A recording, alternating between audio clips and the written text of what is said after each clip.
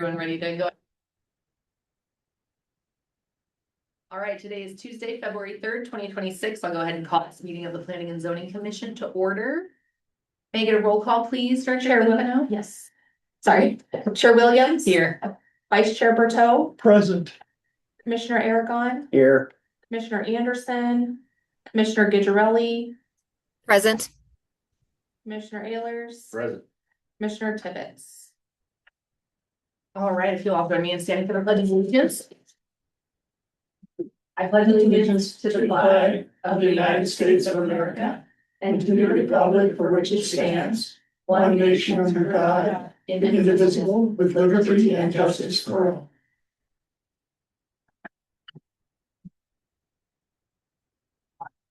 All right, are there any public comments this evening that aren't a part of the agenda? There is nobody signed in for public comment and there's nobody online.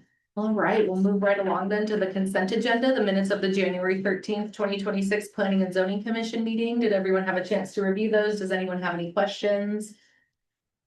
I move approval of the minutes of the January 13th meeting.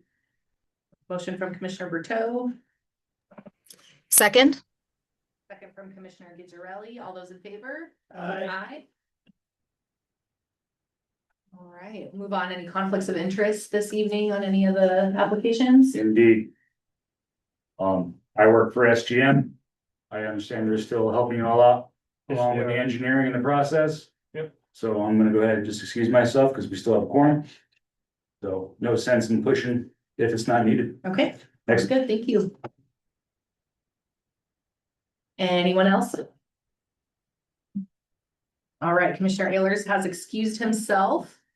We'll move on to any agenda changes for this evening. We do not have any agenda changes. All right, let's get into it then. Heron's Nest Major Subdivision Sketch Plan. This is a public notice action item. We'll begin with Director Centeno giving her presentation, then we'll have the applicants give theirs. We'll open it up for public comment and then we'll go from there. Okay. Thanks. Perfect. Alrighty, on January 12th, 2026, the Board of Trustees approved resolution 4 for the findings of fact for the annexation of Heron's Nest. The next step in the process is to determine final zoning. We did need a little bit more time. We are gonna ask for a continuance for the public notice for the PUD, but still thought that it would be valid to move forward with a sketch plan and give everybody an overview of what the proposal is, and then we will circle back around and continue to work with the applicants on the annexation agreement and make sure that that aligns with the PUD before the PUD is brought back in front of the commission. We should be able to get it back in front of the commission at the next meeting. So with that being said, this sketch plan, there are two recommended motions within the agenda item summary Mhm. for both the continuation and the approval of the recommendation of approval for the sketch plan. The staff report is very similar to what the commission saw with the several steps of the annexation process. It's still the same proposal that was discussed previously with the 98 manufactured housing, commercial space, and the development of open space. There has been conversation about subdividing within the plat, the part of the river off, as a different kind of dedication as well. We'll get into that more when we get to preliminary plan. The sketch plan is primarily just to give an overview and to receive feedback. So nothing is final. It's just, a very early concept plan that the applicants will be presenting tonight. There is information about where the property is located, the comprehensive plan, the zoning. I did add the code requirements for the sketch plan as a whole in front of the commission, as well as the trustees within the staff report and the requirement for public hearing. The public hearing publication has been satisfied. Overall, staff finds that the application and proposal for the major subdivision sketch plan meet the criteria within the code. The applicant has demonstrated that the proposal includes a general concept plan and overall feasibility information. And again, they're just looking for feedback so that they can take that and we can develop the annexation agreement based off of the feedback, as well as finalize the planned unit development, and then that'll give them direction to move forward with a preliminary plan. I did put a tentative outline of what the next steps are. The application has been approved, the application for annexation has been approved for substantial compliance and finding of facts. So in February, at this meeting, we're bringing the sketch plan to the planning commission. And then on Monday night, February 9th, we'll be taking the sketch plan in front of the board of trustees. And then in March, we'll bring the PUD back to the planning commission, or to the planning commission.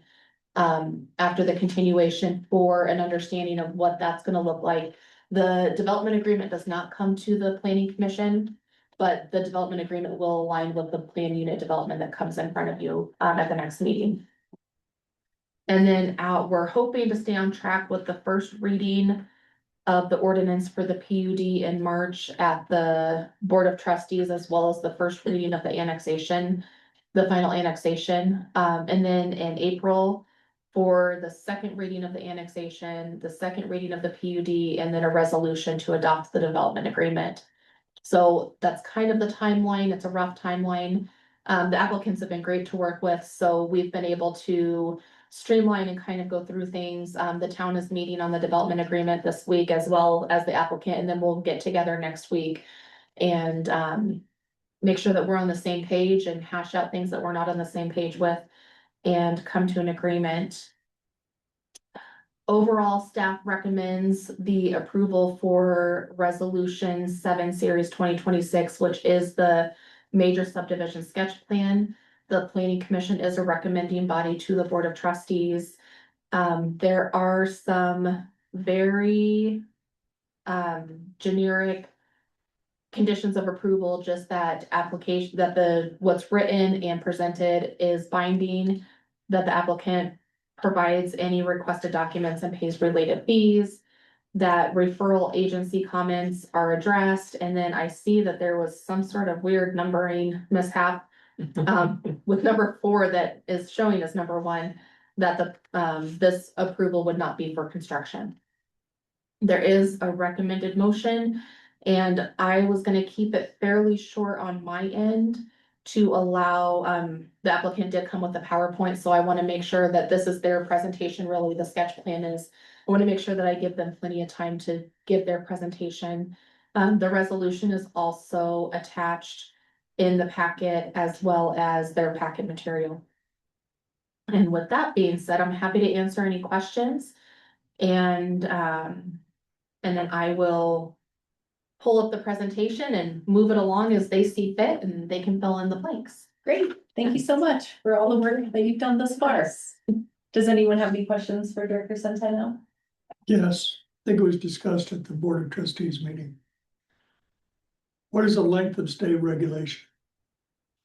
For short-term rentals? Yes. Short-term rentals Short are, or long? so anything 29 days or under is Okay. short-term, anything 30 days or over is long-term. Okay, are those state or county or town? That's state, Okay, that's what I. Yeah. Wondered what those were. that's what they consider for lodging tax, so. Is it like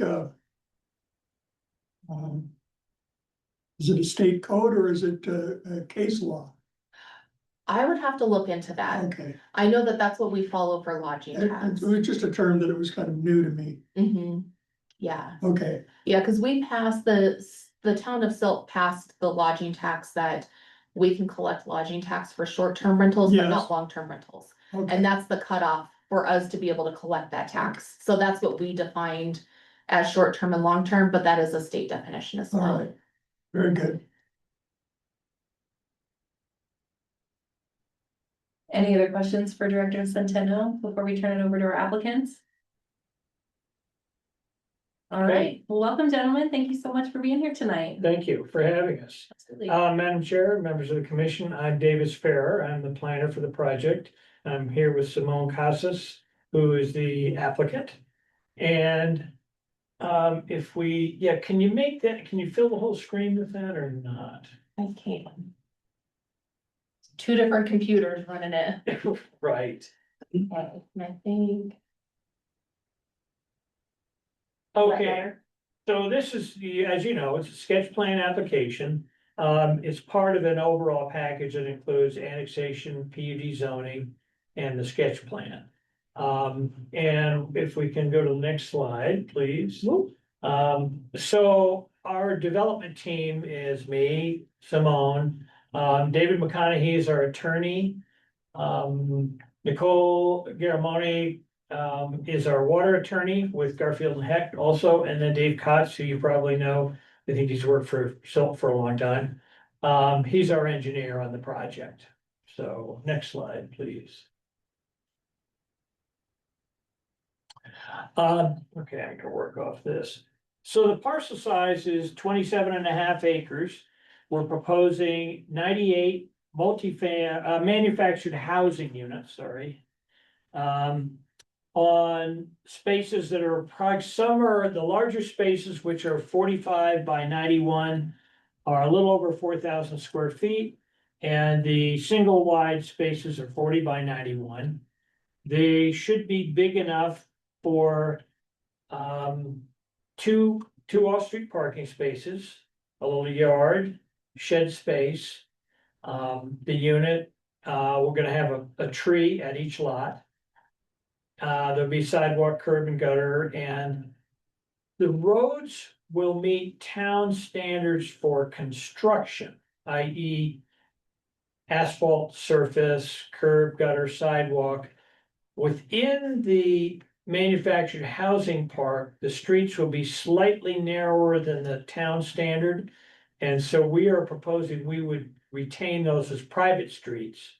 But on the major loop streets, they'll all be full width and meet all town standards for ingress, egress, emergency vehicles, and so on and so forth. And I have a picture of the site plan. It might be a little hard to see on that screen, but we'll work around that. There are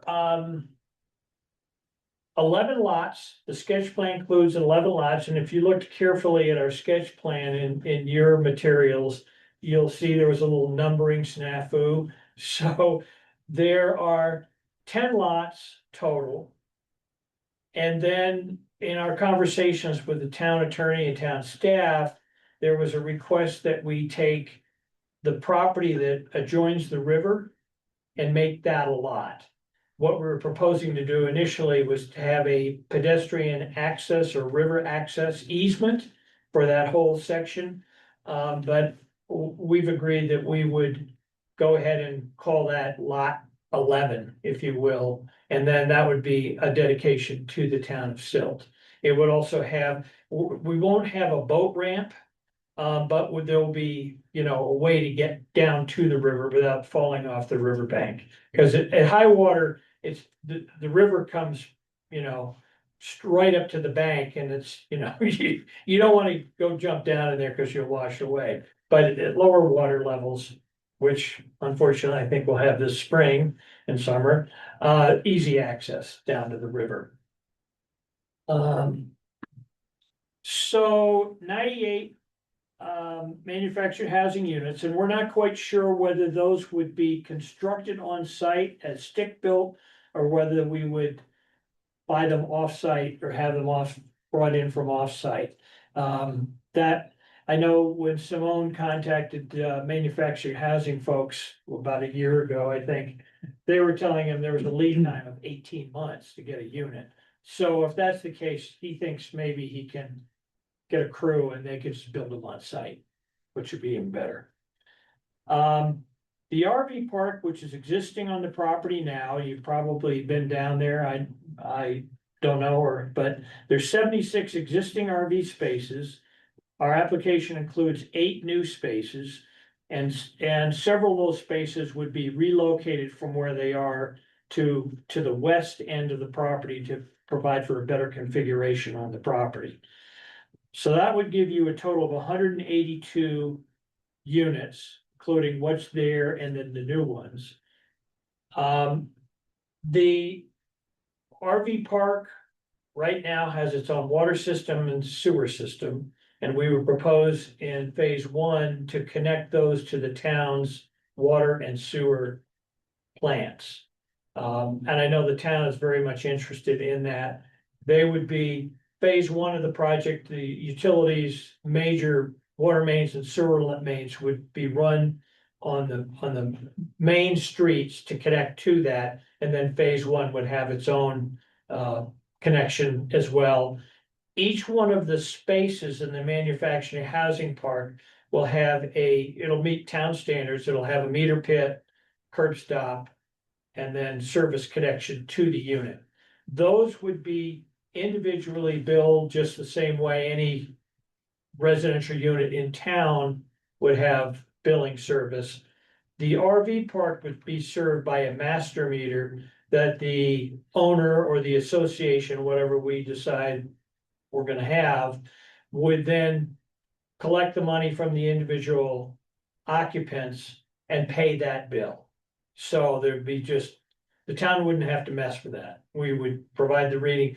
The meter would be there, master meter, town could double check it, but we would take care of all of that. You probably have heard or read that the sewer system has a problem with the leach fields.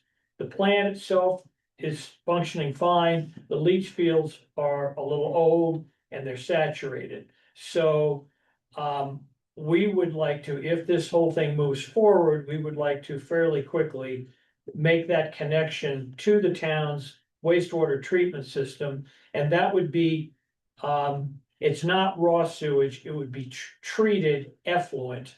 It's not potable, of course, but it would be upgraded effluent that would be going into the plant, which minimizes the impact on the wastewater plant. There are 4 zone districts in the park. There's a commercial zone district in the north section of the property on approximately half an acre. There's the manufactured housing district, which are lots 2, 3, 4, 5, 6, 7, and 8. And then the RV park would be a combination RV park multifamily district.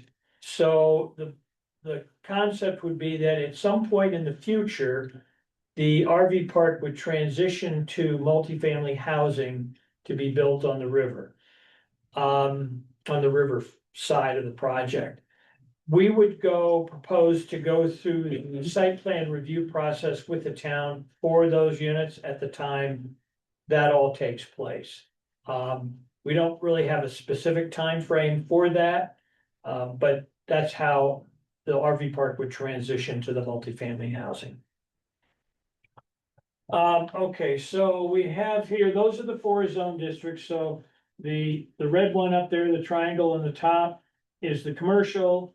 The purple is the manufactured housing park. The yellow is the RV park / multifamily district. And then the green areas would be lands that would be dedicated to the town of Silt as 2 park sites, and one is a wetlands, stormwater treatment facility, if you will, not using natural wetlands. We also we're planning on having that as a wayside with some informational wayside signs explaining how wetlands work, why they're important in a river habitat area, and so on and so forth. So those are the basic zone districts. Without getting too far into the weeds, our site plan, which I don't know do they have a copy of our site plan? Okay. They have a copy. So, yep, so if you look at the site plan, our proposal is rather than describe each of the setbacks, that shows how the units, the manufactured housing units would lay on the property and where things would be located. So that's gonna be essentially our dimensional standards on the property. Then there's some that are spelled out, which I pulled out of the Silt municipal code for that purpose. Okay, Any questions on the zoning? Okay, No, thanks. and, next slide, please. Okay, so. Can't quite read that. So this is our phasing plan and the color's a little bit faded, but phase one will be,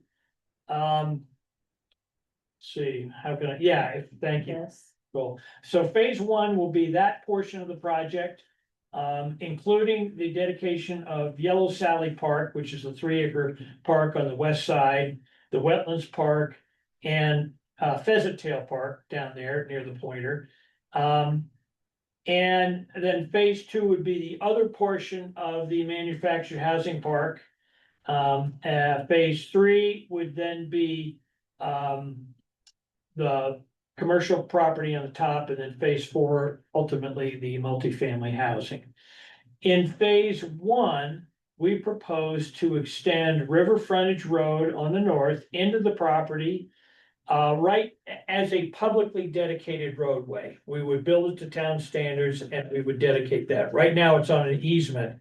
And I think it's probably better for everybody in the long term than you have a roadway to your water and wastewater plant. On the roadway that goes north-south adjacent to Yellow Sally Park on the west. Other direction. That one? Keep going. Oh, right here. That one, right there. That would be built as phase 1, 2, because we would be extending water and sewer down to the RV park to the south end of the property. And then there would be a hammerhead. You see that sort of appendage that goes to the west on the bottom there. That will be a turnaround for emergency access vehicles until the other phases are built and the road's extended all the way through for a loop street. And then phase one would also include the additional RV spaces and relocation of those RV spaces as well to the west. And as I noted, at some point in the future, then the RV park would transition to multifamily housing. Okay, next slide, please. So this is the site plan showing all the units on the property, the new configuration of the RV park with the relocated spaces and the new spaces. And again, you've got the open space areas in the project as well. There will be active open space, passive open space, and then private open space. Three categories.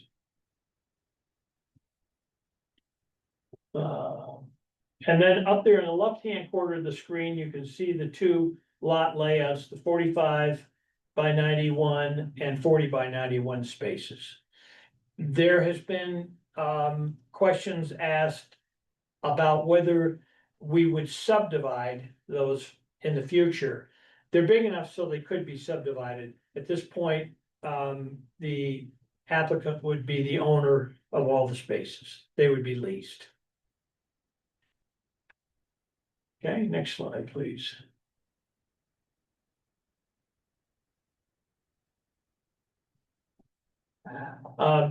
This is our utility plan. You really can't see much on this screen, but it shows where the sewer mains would be going, where each of the services to the manufactured housing lots would be, and the service to the RV park. So everything beyond the master meter in the RV park would not be the responsibility of the town. The other portions, the town would be responsible for the mains for water and sewer and up to the meter pit. Then beyond the meter pit is up to the owner of the park.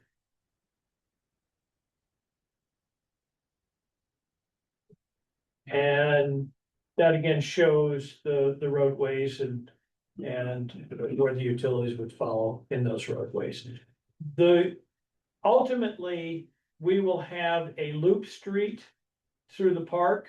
On the west side there by Yellow Sally Park, then the east-west street on the south end would loop through and back up to River Frontage Road to provide access for fire, police, emergency services, all those services. Any questions on that? I have a few questions, but not related to that, Okay, so please that, continue. that's fine. Nicole, next one. Then this is again showing basically the same thing, but showing the open space areas in the property by the green spaces there and the manufactured housing park, that's private open space, but we would landscape those Where's areas. that? I know, Do you see the cursor moving? no, I can't. Up at the top there, Yeah. Oh, got it. that would be the private. Yep, that's private open space. Then on the west, It's nowhere near the river. nowhere near what? It's nowhere near the river. Well, I'll show you that in a minute. So Nicole, if you could show Yellow Sally Park, This is level seven on the side. right there, the big one, yeah. That's approximately, it's a little over 3 acres. That was kind of psychedelic. A little over 3 acres, then there's Pheasant Tail Park, which is a little smaller park right in there. That would be also publicly dedicated to the town and would be if you, the immediate function would be to serve residents of the project, but it's also gonna be open to the public. And there are 5 parking spaces there on the southwest portion of Pheasant Tail Park for fishermen access, that kind of thing. Yeah. Then on the south of the RV park, along and including to the center of the river. And it's not shown on our sketch plan at this point, but that's a parcel that would be dedicated to the town as well. And that's based on conversations we've had with your staff and with your town attorney, who suggested it might just be better to don't have an easement, just dedicate that to the town. So the public would have access to the river. Or fishing or whatever you wanna do on the river. And I don't know what the acreage of that, but eyeballing it, I'm thinking it's probably in the neighborhood of 2 acres. Of land. And then internal to the RV park, there are open space areas that will have barbecue pits. The stand-up barbecue, they're not a pit, but the stand-up barbecues. And areas for residents in the RV park, that would be private open space, but it would be active open space in that. It's not just land, but you can use it for. So it's private open space, that's really my question. Who benefits from the private open space? The people who are leasing The people in the RV park for the private open space, but the public open space is open to anybody. okay, I just wanted to know who is gonna be able to use the private open space. Yeah, that's intended for the park residents. Okay, and do you have any plan on how that's going to be developed, or are we too early in the process? Well, if you look on, you can see little squares on there, those would be barbecues. And it's essentially it'd be grassed in and barbecue areas. Okay, so do you allow barbecues at each individual's residence? Not at each residence, but in those, you can see on our plan, there are barbecues, those barbecue stands, if you All will. right, okay, Probably picnic tables as well. I mean, that's a detail we haven't quite got to yet. sure. Preliminary plan will have all that stuff. What else can I tell you about that? Right now, there are 2 wells on the property that serve the project. Those wells, we had proposed that we would dedicate those wells to the town. That could be used for raw water irrigation, but upon further investigation, those wells are restricted to in-house use of water only.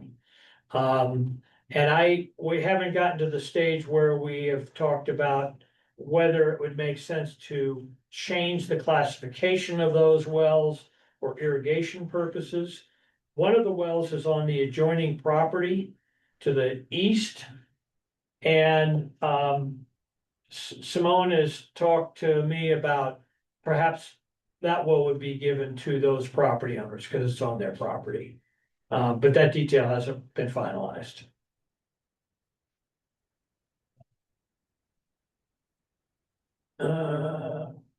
Okay, so think I'm ready for the next slide. Maybe that's the last, okay.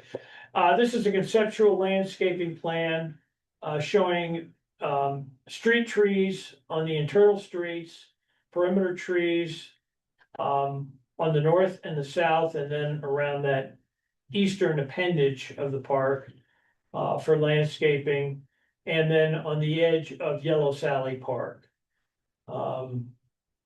Yellow Sally Park would be served, and I don't think I have it on my plan set here, but there would be on-street parking in front of Yellow Sally Park on the north, on the east side, and on the south side. So there should be adequate parking for folks using that park. And Nicole, we had a recent communication about Yellow Sally, and help me. What was the town's thinking on that at this point? As far as the parking, Well, no, as far as use of the park, I thought I saw an email or a text saying that Silk felt like they had adequate active parks. Is that yeah, I think we weren't thinking of playground, I think we were thinking like a sports field. a We sports talked field? about a baseball diamond. Okay, all right, so there would. We'll be negotiating any kind of improvements on that park site. And in our early conversations with the town, there were discussions about need for soccer fields, for kids soccer. So you could have a smaller size, I think 2 smaller size fields for kids soccer or 1 large size for adult soccer. While we're on this page, how is all this irrigated? How is it all irrigated? Yeah, or is there an irrigation plan? We have irrigation rights on the property, and we would use as much of those as we could. Anything beyond that, would be off the town system. Okay. And I think, their Grand River ditch shares 2.88 shares in the ditch, which I don't know how that translates into CFS. But it's a fair amount of water. My concern is that it remain green for into the future, Yes, and that you have enough water that's yours that you can be able to maintain the landscaping and not after, 5-10 years and somehow it goes away. right. No, our water rights would be dedicated to the town. That's a requirement, and we would probably then work out, part of our negotiations with the town would be a lease back of those rights for irrigation purposes. Very good. So we would want to minimize the impact as much as possible to the town's system. Again, details, higher level of detail on landscaping plan would come at preliminary plan for phase 1, phase 2, phase 3, so on. There are wetlands on the property, and those wetlands we're going to protect those wetlands. In fact, the blue funny looking shape there is our wetlands mapped. We've done a delineation study, so they will be protected. Any other questions? I got a couple questions, just thinking about this. With not having a site plan in front of me, but you're talking about just the looped roads that would be turned over to the town of Silt. Yes. And you said there's gonna be some private roadways. And Yes. who's gonna maintain and upkeep those throughout the year? The owner of the park would maintain those roads. Okay, and then with that, would your infrastructure for your water, sewer and all that, are they gonna be going through them private roads? Yes, there will be portions of that on the private roads. So if that comes into question, then if the town, if it don't belong to the town, and we go back through and repair and maintain because of everything in the right of way, or would you be? The town would be given an easement for access to all those utilities, so those roadways, if you will be dedicated easements to the town. Correct, but then when we come through and, we do damage the road, going through to make the repairs and everything, Right, since it's being private, would that portion go back on the owner to take that part of the bill? that's an interesting question. I would think that if the roads were torn up for repair, that that the town would put them back, but I don't know. That's a conversation we would Yeah, have. that's something, especially when it's private, You know, Right. the town, if they own it, you know, it's basically everything I've dealt with in the past. Yeah. And then, another thing I look at is the density of this, especially with parking and everything like that. What is this, each unit, what are they allocated for parking? 2 spaces off-street. And if they go above that, where would they go? Can we go back to the site plan? Yeah, do you want me to pull up the one that shows the parking in the packet? Yes, please. Yeah, that'd be great. And if we can zoom in so we can see the. I will certainly try. I don't know which screen is. I think if you go to view and zoom, you can zoom in quite a bit.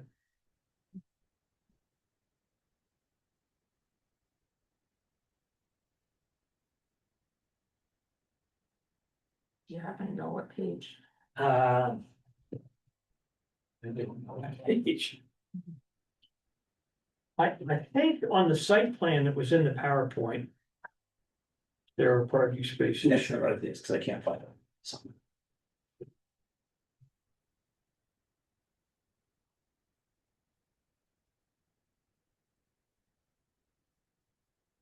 Yeah, here.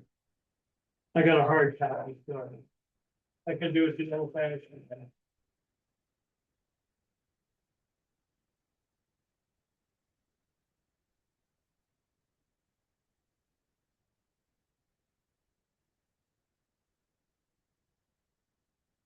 So these are on-street parking spots here, so 2 parking spaces on each lot, and then there's there's enough room without blocking the off-street parking spaces for these spaces on the street.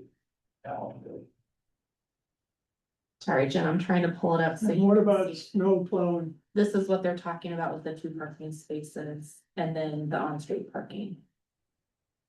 Snow plowing, we would be responsible for snow plowing on the private streets, on publicly dedicated streets, it would be just be given to their town. And the snow stacking? Snow storage areas, I think there's probably adequate room in our open space and park sites. What's not close to the roof? I don't think there's a lot of room down there to put snow. Okay, good,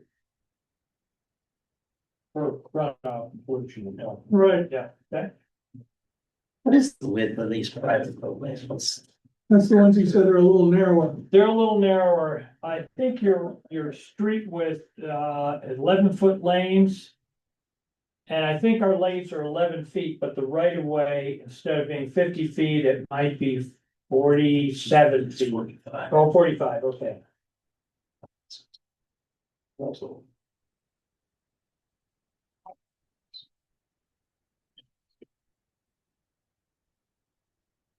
I've got a question. I know sometimes we'll have and excuse me, if this is in the packet. We'll have like a letter from the fire chief that they like approve of the amended widths. Yes, so this is just a concept that'll come at preliminary, though a lot of those, we don't get referral comments for sketch. It's just them presenting a concept and then taking the feedback. Okay. And then putting that into the preliminary, and then we'll get actual referral comments back. Okay. Yes. And we will comply with, obviously, the fire district's comments on street width and turnarounds and all those hydrant locations. Thank you for this. You're welcome. Always nice to have an extra copy. Yeah. Jen, did you see this? Yeah, it's up on the screen. Okay. Mhm.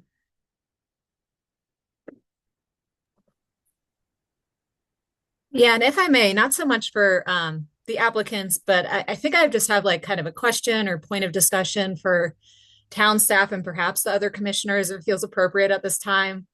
I feel like I'm trying to reconcile some of the differences, kind of what we have laid out in the comprehensive plan with that which is proposed here for the residential spaces, particularly like the pieces in the comprehensive plan emphasizing loss of commercial space in that area for residential being undesirable, and particularly for that lower level residential versus wanting more upper level residential, given the floodplain setting, the sensitive riparian area being directly adjacent to the river, and then also the increase in like the impervious surfaces, given just the density of the development proposed. But then also, you know, I do see the potential for like a lot of public benefit if we do move forward with the annexation, with the PUD, with the sketch plan as it's kind of initially presented generally here. And additionally, when we're like viewing it with the lens of the housing needs assessment. And so I'm just kind of curious how maybe town staff and perhaps other commissioners kind of feel like they're balancing the current interests in housing with implementing the comprehensive plan or kind of choosing when to set it aside. This was just something that like I was spinning wheels on as I was reading through the packet, and I'm just curious if anyone else has input to share on that. Thanks, Commissioner Ghigerelli. Director Centeno, would you like to maybe start? Yes, I definitely can. The conversations that town staff has had is where we're gonna let them get through the sketch plan process. And then based off of feedback, from the planning commission and the trustees, make sure that the use is adequate for what they're proposing and what we know to be true within our housing needs assessment and our, plan to update the comprehensive plan. And make sure that what was written in 2017 is still valid. The housing needs assessment is pointing to the fact that it's actually, that's changed and altered of what the needs are of the community, which is housing. So we'll work with the applicant more based off of the feedback that we get from the commission and the trustees. And make sure that this is the direction that everybody wants to see this parcel move into. And see if we're gonna be able to fulfill the needs within the housing needs assessment. Within the parcels that are getting ready to develop, even if we are currently actively basing the comprehensive plan of 2017. I have a few comments if that would help. Well, let me say something first. It's housing, but it's rental housing. There's no ownership here outside of Mr. Simone Kissens. That's the only, it's rental. So let's call it what it is. Yeah, they're proposing to do a land lease, so there would be a different owner for the actual structure than what there was for the property. And that's a little bit different than what is in the housing needs assessment that we're currently looking for. The housing needs assessment more evaluated that we need a variety of different housing. And so, within their proposal, if it ends up being multifamily closer to the river, that would fulfill the need of what was deemed as like apartments, rental apartments. The ownership is very different with the land lease. It's similar to what River Run ended up incorporating. And they did leave it open, the applicant after conversation did leave it open that the lots are large enough, 4,000 square feet Yeah. lots. So it was slightly over and then slightly under, but approximately 4,000. That they would be large enough in the future that if the need did shift to the ownership, that it could be condominiumized and made into, Or just simply subdivided. or subdivided, Yeah. yeah. Thanks, yes. In relation to the commissioner's comments on the comp plan, and I did an analysis relating the application to the comp plan and recognize that the comp plan is about to be updated or reviewed. But I would note that in our plan, we're providing access to the river, and we would, based on the most recent feedback, have new lot 11, if you will, that would be town ownership to the river. We have a commercial parcel, so there's some commercial, but I would tell you from a planner's perspective, and obviously I got a bias, but I did work for the town of Sill on several different occasions. That area is really not prime commercial real estate visible from I-70. It's sort of tucked back in there. Yes, you can see it, but it's not like for example, where the Holiday Inn is and that property. So, but we do have a half acre of commercial that would be, in a perfect world, it might have a little grocery store that would serve the larger community, but also residents of the park, so that they didn't have to drive if they needed milk or things like that. we are protecting the riparian areas, certainly the wetlands areas. And then we would dedicate that one riparian area on the west where I showed wetlands. Nicole, very west. The wetlands are right there. Yeah, right in there. And again, with that, it'll serve a function for treatment of stormwater runoff, but also we would put waysides in explaining how that all works. There's mention of an RV park, and I recognize that our current situation is that this long-term stay in the park. Families are living there, but we have an RV park. And at some point, I know the town is interested in having that transition to shorter term stays for tourists, if you will, or visitors. And I would note that something that we can talk about in our discussions about the annexation agreement, it's possible we could provide, if one of the concerns is that you don't get your lodging tax off those units because of the length of stay, that's something we could negotiate with the town and agree to provide that. That's something we would have to discuss, but that's an option, even whether the law allows for it or not. In an annexation, you can negotiate Anything, unique terms, correct? Absolutely. And then we're providing, the public parks, Yellow Sally, Pheasant Tail, and then I guess I said two, but there's three, the river parcel, which is, I'm guessing, when all is said and done, it'll be approximately 5 acres of publicly dedicated land that will be useful. It's not just, something that is scrub land, but will be protected. Those are just my comments as it relates to the comp plan, if that helps. Could you talk a little bit about the continuation of the paved river trail through the property? The town has asked for a trail identified as considered a trail connection to the east. Right now, along the river, there is intervening private land that would right now preclude a connection to the east. But on the north side, we'll be having conversations about a connection. Yeah, I think the intention of the comprehensive plan was to have the paved river path as close to the river as possible, if I understood the comprehensive plan correctly. Okay, I don't know, where does it extend? Where is the closest eastern extension of that? Yeah, I wouldn't be able to extend and connect to anything existing because it doesn't exist. But they, from my understanding in our conversations, they're willing to put in a river trail on their portion that would potentially connect into something from in the future. Lindsay was very specific, she said paved. Paved trail, yeah. Yeah, it's paved up Who's to the paving it? Holiday Inn parcel. That's as far as it goes right now.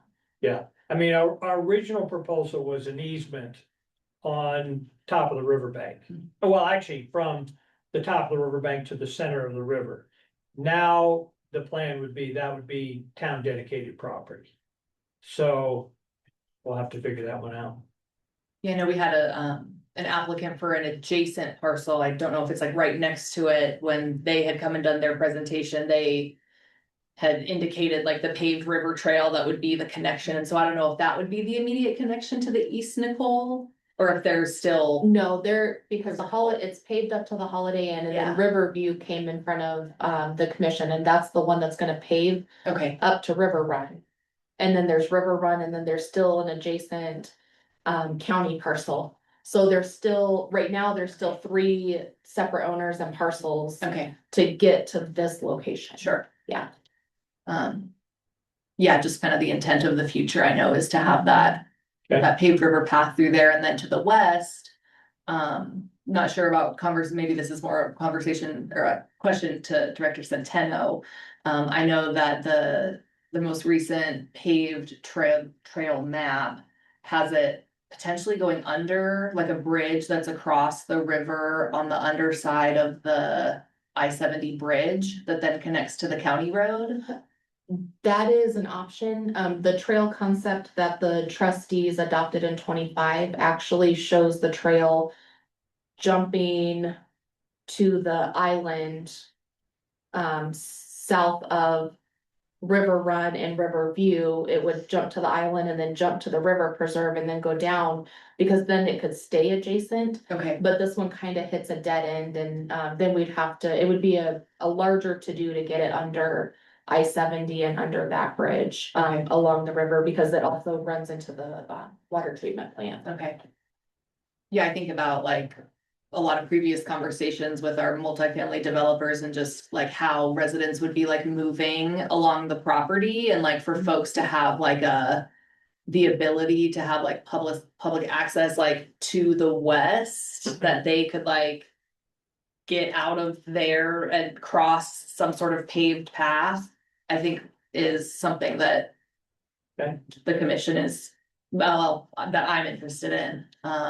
And I know that the Board of Trustees also has these conversations and recently had adopted the trail plan for the town. That would include that.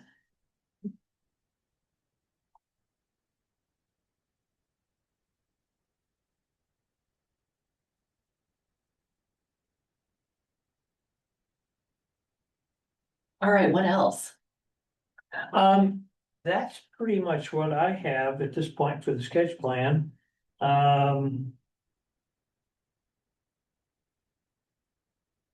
So your comments and input are valuable to us.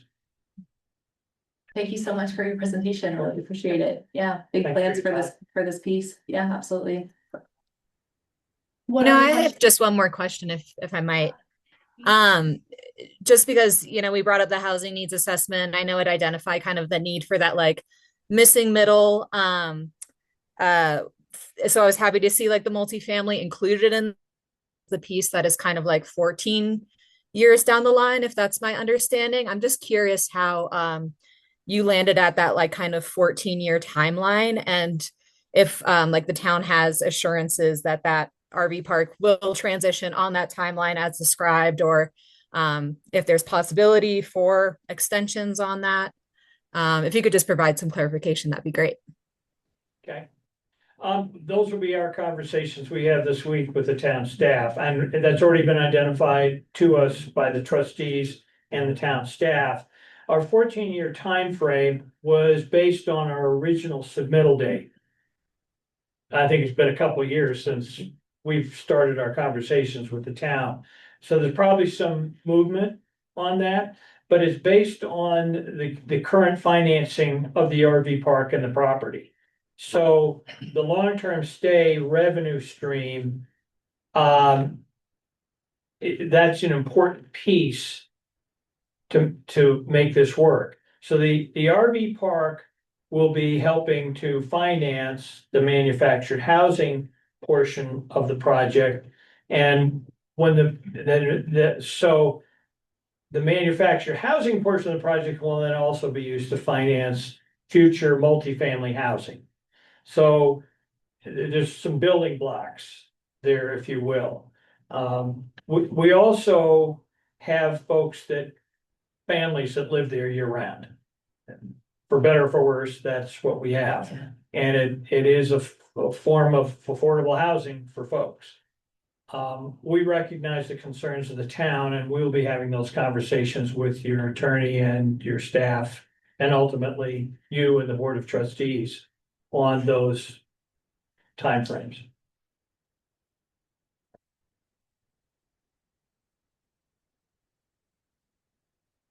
Great, thank you. Okay. So this is a public notice action item. There's two, so if we could open public notice for the two different items and treat them separately as far as that voting. Okay. Is everyone ready for that? All right, so I'll go ahead and open the public comment for the Heron's Nest Major Subdivision Sketch Plan now at 7:24. Do we have anyone that would like to make public comment regarding that that specific agenda item on the sketch plan. If you would like to make public comment, you can come sit right here and speak into the microphone and we can. Put me on the spot. Yeah, thank you so much for coming down tonight. I appreciate it. If you could just start with your name and your address. My name is Tammy Coleman, my address is 32956 River Frontage Road. I'm the little 5-acre county piece there that you guys are discussing. Talking about. My biggest question when they were talking about on-street parking, the road that goes down, I have a storage yard that I need clearance, for my clients to get in and out. That's a concern that I think they need to look into as far as the on-street parking. And right now, that's it. All right. Well, thank you so much for your public comment. Would our applicant like to address any? We certainly can, we don't wanna cut off access to anybody else's property, so, and I think, your last name is Delgado? Oh, Oh. They're to the south. To the south, oh, down here, okay. this road right here is what we. Okay. I don't. I'm gonna grab that. Yeah, and we'd be happy to meet with you and make sure that there's nothing. No, it's not gonna happen. As you can see. This is the, this kind of slopes, so it's gonna just straight to you. That's a. This is a street here, and then this is off-street parking, there's no on-street Yeah. parking in this. Okay, because it looks like this goes into my property. It's no, this is the one, there is, you have a wide fence over here. This is where, many used to live. Right, This pretty much is just parking over here. okay. Parking for us, it's not actual, but I mean, it shows like a roll, but it's actually parking. Mhm. No, I just saw it looked like it went in like a road and continued into there. Yeah, this is the guy that we kicked out a month ago, remember? We kicked out. Yeah, no, I talked to you. Mhm. And this is where he parks. Mhm. Yeah. I know it's confusing because it looks like a road, but it's actually. Mhm. Okay. So your access is straight through here. Mhm. Okay. Mhm. And then we Yeah, it's also not have big block it, I think. our irrigation ditch that goes. Yeah, it goes over here. And your irrigation ditch, we can't mess with that. Yeah. And we'll have Yeah, service well- easement for the, Well, We'd be able to get in there. Okay. Yeah, and plus we, Yeah. when we start doing this. We'll make sure you have Yeah. good access to that. And then Okay. the other concern is my storage fence on right. this The- lawn. Mhm. But it looks like there's a green space between the lots and. Yeah.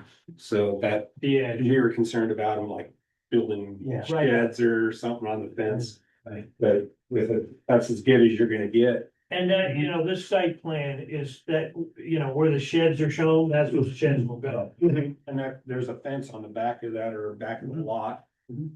So there's actually like a green space between our fence and your fence. Correct. Yeah, so that's as good as it can be. Okay, Great, thank you for your public comment. Do we have anyone else that would like to make a public comment? All right, it's 7:28. I'll go ahead and close that. And then Nicole, is it appropriate right now to open up the public comment for the continuation, or did you want to have a discussion about that first? I think we can, since you did the public comment, if you can vote on the sketch and then we'll open public comment. I can give another recap for the PUD and then we can open that and then close that and Okay, vote. and so recognizing that, like, we're providing input to you, but there's obviously like some considerations that like we have hangups about, and so by approving the sketch, like, this is always kind of the part that gets like a little bit confusing, because there are like some certain things within the plan right now that as a commission, like, you're kind of hearing our feedback and our comments, and so by approving this now, is that saying that we approve of the sketch plan? What it's saying is you approve for them to take the next step to move forward to preliminary plan. Okay, And so, and that they will be like taking our feedback, like I don't want us to get too far into this. And then it's like, oh wait, I thought we told you that we kind of wanted these things, but then we approved it. I feel like we've kind of gotten ourselves in a little bit of that back and forth before, so I just kind of want to make sure that. yeah. And in the sketches, it's tough, because it's weird that it even has to have a resolution. Right. But that's the way that it's written in our code. When we rewrite it, we're gonna remove that. Okay. And a sketch should really just be a discussion item. It's, Thank you. yes, Okay. it Yeah. should be a discussion item. So when we rewrite 16 and 17, it'll be listed as a discussion item. I don't know why it's in the code that it has to be by resolution, Okay. because it doesn't make a lot of sense. And so I've already talked to our attorney about that, and he was like, get that out of the code. Like, cause it should just be discussion, because they're presenting a concept and it's just a conversation Okay. that's taking place that's gonna guide their submittal for preliminary. Okay. Yes. But So- if I may, I might add that we'll be negotiating the annexation agreement, which includes details on things like length of stay and other items that you have mentioned. In terms of design criteria, those would be comments that ultimately the Board of Trustees say, hey, we agree with those or we don't, Yeah, that's and, right. you know, and then they would tell us, here's our, assuming there's an approval with these following conditions. So those kinds of things would be part of that. Okay, yeah, thank you for that. I know that you've done a lot of business with the town, and so you Right. kind of understand the nuances within the town of Silt, but we just do things a little bit differently around here than other places, but yeah, I think the feedback on the density, the feedback on like the paved path that's like along the river, I just like want to make sure that those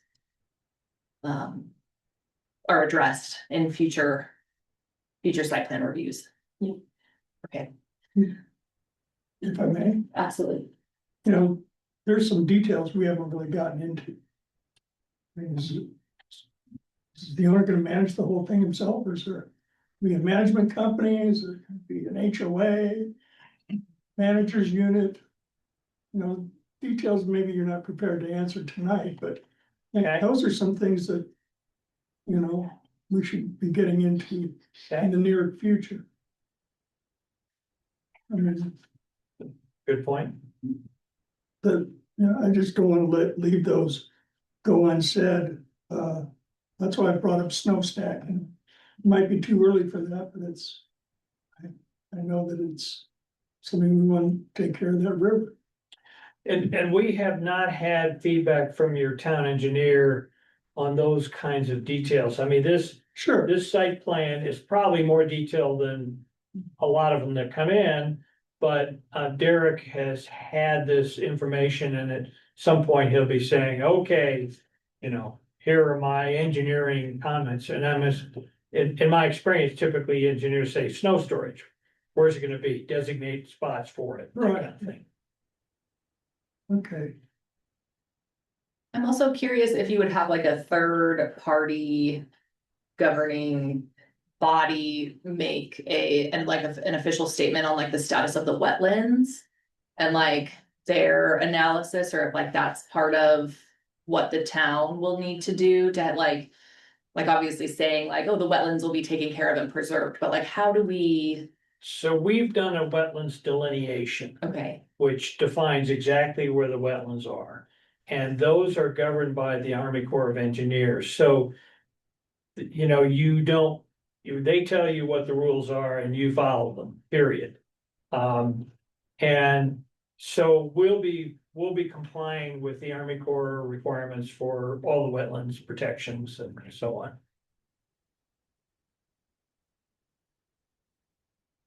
my final question / comment has to do kind of with the follow-up on the density. So we had another applicant on an adjacent parcel kind of come in and talk about like a traffic study that was done. And I'm curious if the town, like, yes, like each one of these individual projects has like a traffic study done for like their specific project. But I'm curious if like the town would undertake one as a whole for like all of the projects that are coming online, so it's not just like, oh, hey, this development is going to have 182 units total, plus the one that's 2 doors down, that is 98, I forget how much that one is, plus the one that's a couple doors down from that, that's 248 at this point. Like, at what point does a traffic study need to be done for like all of the parcels instead of just like individually? We have met with CDOT and went through the projected growth of each individual parcel. But it's not recognized as part of a larger traffic study until it's actually coming to fruition. So CDOT only evaluates it based off of the individual parcels that are actually putting in their access permit. And then they evaluate it based off of that. But we did make sure that CDOT is aware of the different applications that we currently have. But until they actually get their access permit that they're doing the evaluation on, that's what they recognize is per parcel. And it has to already be approved for them to do that? That has to be their application. Okay. So the town wouldn't apply for the access permit for them, and so that's what the traffic study is That's the based off of, trigger, is their okay. specific application, but I mean, I can definitely reach out to CDOT and see if there is something that they would recommend, or if they want to see a bigger picture outside of that and just see what that would look like. What's all this activity gonna do to River Frontage Road?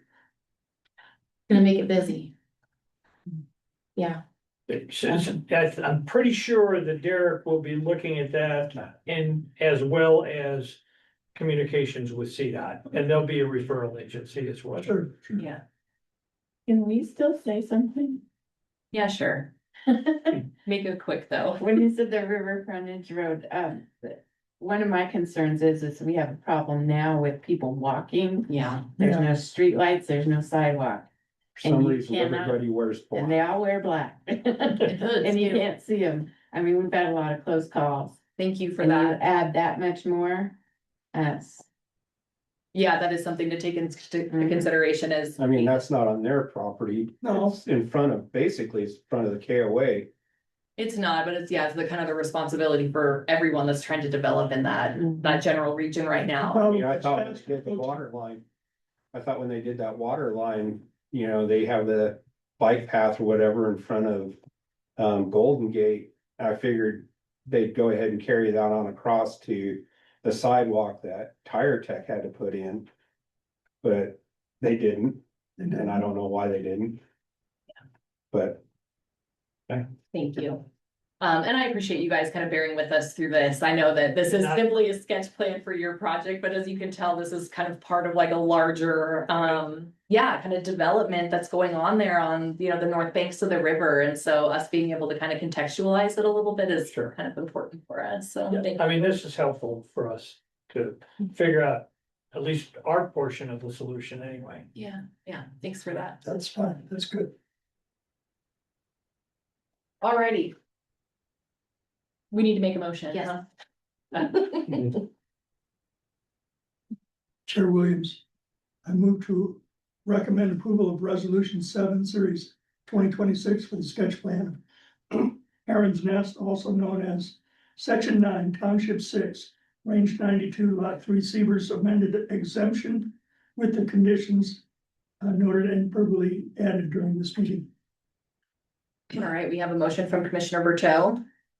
I'll go ahead and second the motion. We have a second from Commissioner Aragon. All those in favor? Aye. Aye. Thank you. Thank you very much. Appreciate your time.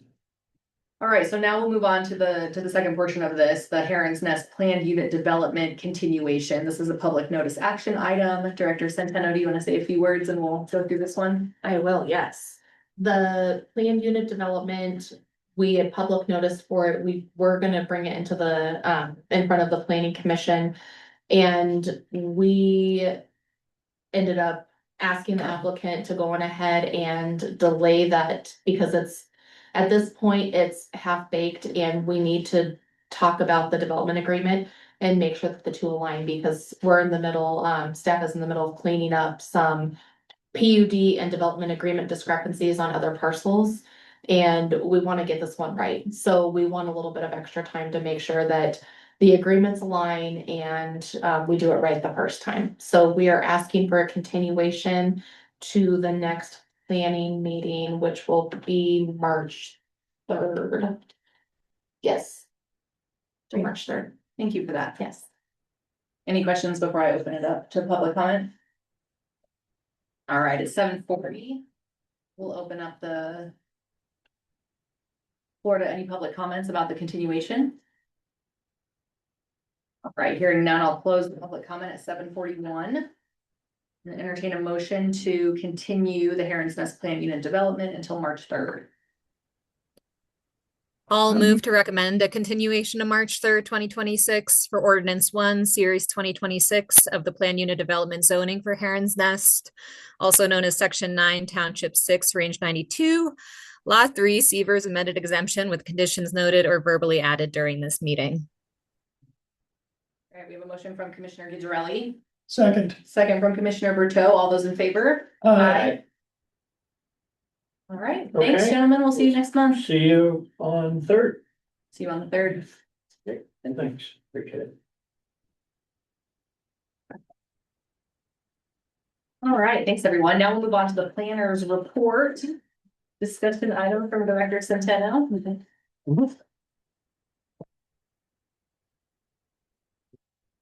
Give you a minute there, Nicole. Yes, thank you. It's hard to talk and then run the. I know. It's the only way to Listen, stay. yeah. More, we can't Okay. keep on people. So we have, in the planner's report, very first basic numbers for January for the new year. There's contractors licenses that have been issued, inspections that were completed. And then permits that have been issued, some preliminary information. And as far as the land use, I did update this. Riverview turned in their preliminary plan today, so we'll start processing that. That's when it goes out to all the referral agencies and they'll dive into it deeper and we'll get into the weeds a little bit with what they're proposing. So we won't see them on the 3rd of March. We're hoping to get them on the 3rd of March. Yes, that's the plan. Thank you. Thank you. And then the Main Street Plaza, I did touch base with them. They are working on developing their final plan and bringing it back to the town. And we've been working with Rosalinda to move them forward on a final plan. There's been conversations with them every week so that we can hopefully pull something together here. And then Heron's Nest will be back for PUD March 3rd. And we have a couple applications that we're waiting on either corrections or additional information for it to be deemed a complete application, then we can move it forward.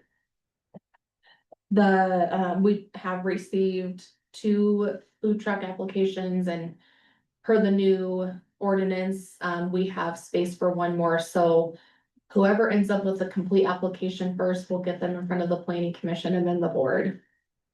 Do they both know that? They both know that. They're aware of each other, so we'll see where that goes. We did receive final plans for the Western Slope Veterans Coalition and the Flat Tops Cowboy Church. They've requested to be put on the April meeting, so they won't be in March. And then, let's see. I think that's everything to highlight as far as land use. That's gonna be coming in front of the commission over the next couple months. So we're coordinating events and deep into basketball season, Oh, yeah. opening up soccer season, Well, I thought you meant like the NCAAs. that too. We're deep into the littles and the bigs. And then, yeah, I'm happy to answer any questions that you might So have. you're not thinking that anything's gonna require 2 meetings a month? Not as of right now. Okay, No, everything's coming in slightly staggered, so I think we're okay. that's good. Thank you. Any other questions for Director Centeno before we move on to commissioner comments? Oh, I got that. All right, does anyone have anything to share for the good of the order?